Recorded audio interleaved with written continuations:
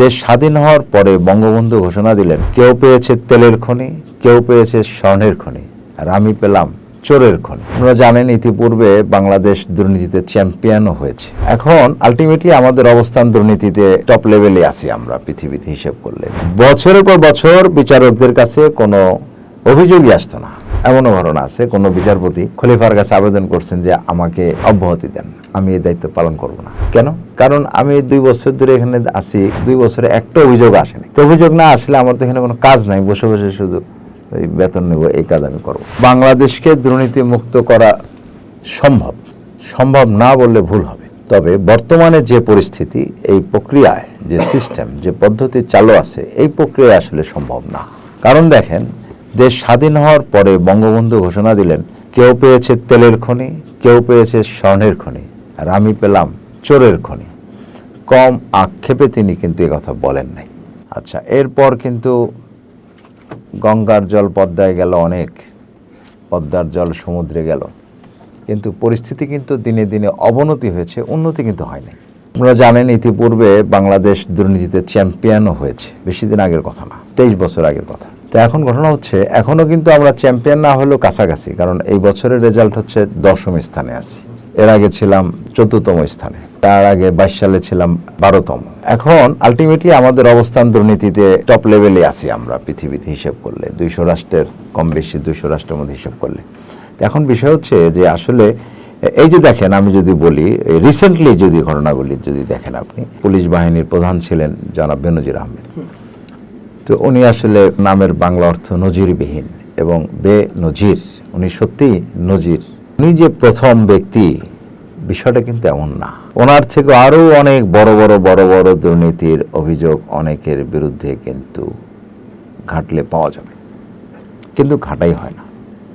এটাও একটা দুর্নীতি। আমরা যদি একটা সিস্টেম করতে পারতাম যে প্রত্যেক আইজিপি, প্রত্যেকের হিসাব নেওয়া হবে কার কি সম্পদ, তাহলে কিন্তু আমার মনে হয় না যে আরো বেনজির বের হবে না। তা কিন্তু না, বহুত বেনজির পাওয়া যাবে। শুধু আপনি পুলিশে কেন, আইন বিভাগে যান, যে কোনো সেবা খাতে যান, যে কোনো সেক্টরে যান সরকারের, ভয়াবহ পরিস্থিতি, কোনো সন্দেহ নাই। এবং এই মাত্রা একটা সময় ছিল কোটির হিসাব, এরপর 100 কোটি, আর এখন 1000 কোটি, আর হয়তো কয়েক বছর পরে লক্ষ কোটির হিসাব আমরা দেখতে পাবো। এখন আপনি যেটা জানতে চেয়েছেন যে আসলে দুর্নীতি রোধ করা সম্ভব কি না, সম্ভব। কিভাবে সম্ভব? আমি একটা উদাহরণ দিই। যেমন ধরেন, আপনি যদি আজ থেকে 1400 বছর আগে চলে যান, যখন ইসলামের নবী মুহাম্মদ সাল্লাল্লাহু আলাইহি ওয়াসাল্লাম আরবে আসলেন, তিনি সেখানে সমাজ ব্যবস্থা, রাষ্ট্র ব্যবস্থা প্রতিষ্ঠা করলেন, যেখানে কোনো রাষ্ট্র ছিল না। এরপর উনি বিদায় হয়ে গেলেন, ওনার খোলাফায়ে রাশিদিনের সময় অর্ধেক পৃথিবী মিলে একটা রাষ্ট্র প্রতিষ্ঠা হয়ে গেল। সেই অর্ধেক পৃথিবী রাষ্ট্রের মধ্যে আমরা দুর্নীতি ইতিহাস কি দেখি? দুর্নীতি নাই বললেই চলে। অপরাধী ছিল না একরকম, চুরি, ডাকাতি, ছিনতাই ইত্যাদি কিছুই ছিল না। ওই বছরে 2-3 বছরে একটা চুরির ঘটনা, একটা অপরাধের ঘটনা, এটা এত বড় রাষ্ট্রের মধ্যে এটা আসলে গণনার মধ্যে, ধরার মধ্যে পড়ে না। বছরের পর বছর বিচারকদের কাছে কোনো অভিযোগই আসতো না। এমনও ঘটনা আছে, কোনো বিচারপতি খলিফার কাছে আবেদন করছেন যে আমাকে অব্যাহতি দেন, আমি এই দায়িত্ব পালন করব না। কেন? কারণ আমি 2 বছর ধরে এখানে আছি, 2 বছরে একটা অভিযোগ আসেনি। তো অভিযোগ না আসলে আমার তো এখানে কোনো কাজ নাই, বসে বসে শুধু এই বেতন নেব, এই কাজ আমি করব না। তো এই হলো চিত্রটা বললাম। এখন এটা কিভাবে সম্ভব হলো?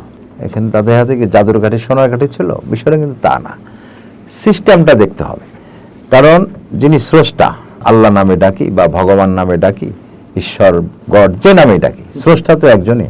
যিনি আমাদেরকে সৃষ্টি করেছেন, তিনি জানেন যে আমাদের কিভাবে চালাইলে আসলে আমরা ভালোভাবে, সৎভাবে, ন্যায়ভাবে চলব, এটা উনি জানেন। সেই অনুযায়ী উনি একটা ব্যবস্থা দিয়েছেন। সেটা কি আমি একটু বলি। দুর্নীতির সাথে এটা সম্পর্কিত। আপনি বলতেছেন কি ব্যাপার, উনি ওয়াচ করা শুরু করলেন, বিষয়টা কিন্তু তা না।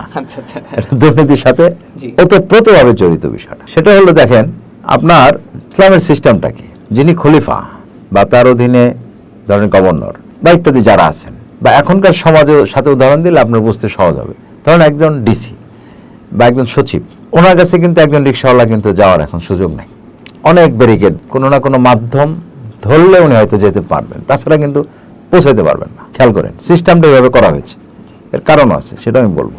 আর ইসলামের সিস্টেমটা হলো যে যিনি ডিসি বা টিওনো বলেন বা সচিব বলেন, যেই বলেন, অর্থাৎ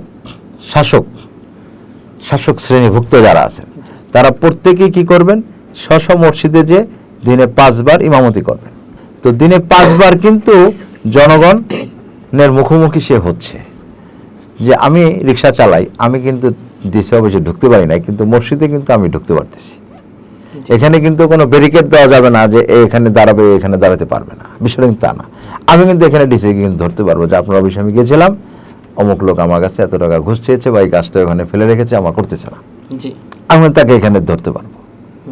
ঠিক আছে, তাকে জবাব দিয়ে যেতে হবে। তাহলে এই যে দিনে 5 বার শাসককে জনগণের মুখোমুখি হইতে হয়, জবাবদিহি করতে হয়, এই যে সিস্টেমটা, এই সিস্টেমের কারণেই ওই ডিসি কিন্তু দুর্নীতি করতে ভয় পায়। ও জানে যে আমি দুর্নীতি করলে আমাকে কিন্তু ওখানে জবাবদিহি করতে হবে, আমি পার পাবো না, আমাকে ফেস করতে হবে। ঠিক আছে, এই সিস্টেমটা এই জন্য আল্লাহ এইভাবে দিয়েছেন, স্রষ্টা এইভাবে সিস্টেমটা করেছেন, জবাবদিহিতার সিস্টেমটা রেখেছেন, যাতে কেউ ইচ্ছা করলেও দুর্নীতি করার আসলে সুযোগ কম।